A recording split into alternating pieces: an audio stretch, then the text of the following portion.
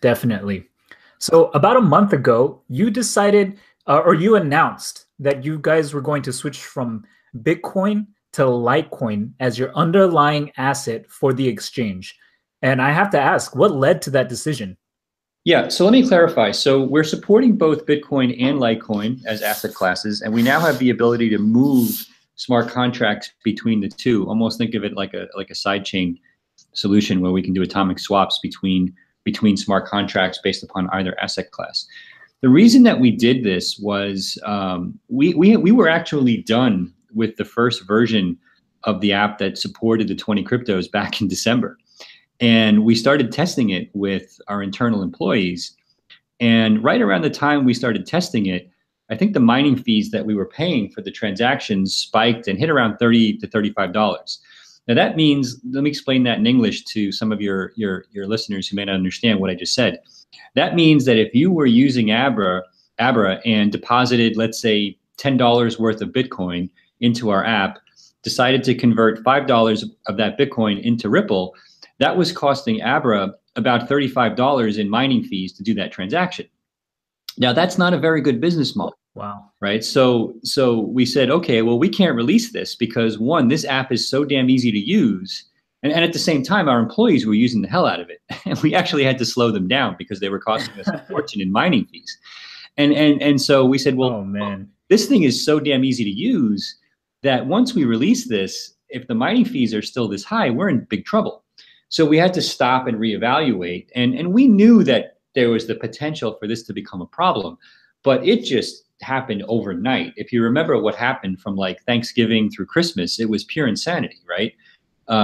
In hindsight, I think there was some funny business going on with the mempools and people flooding transactions, but it doesn't matter. The fees were still the same. So we needed another solution. So we basically started doing a bake-off, and we actually started doing this even before the fees hit that zenith, but we're still creeping up, and we realized quickly that the business model was in trouble.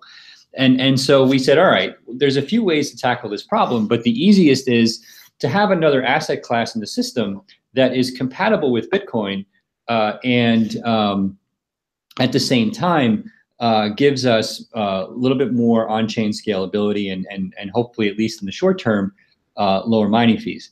And so, we looked at Bitcoin Cash, we looked at Litecoin, we did look at some altcoins as well.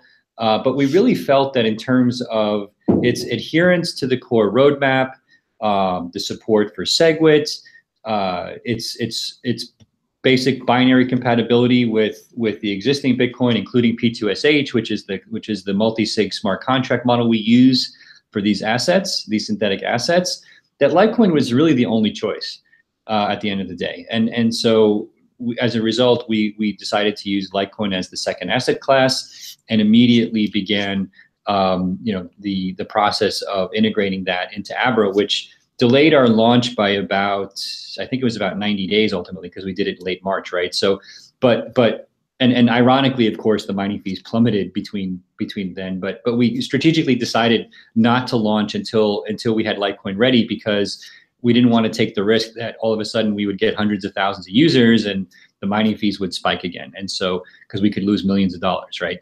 And so, or we would be passing on mining fees, which wouldn't make any sense for people who didn't know what mining fees were. Anyway, so it all worked out well. We ended up launching this solution. We're now slowly migrating some users over to Litecoin, some are still on Bitcoin, and we have the ability to go back and forth. And I think it's a killer model. We kind of look at Litecoin now as the digital silver to Bitcoin's digital gold. And they're really very good complements to each other. And the team at Litecoin has been really supportive.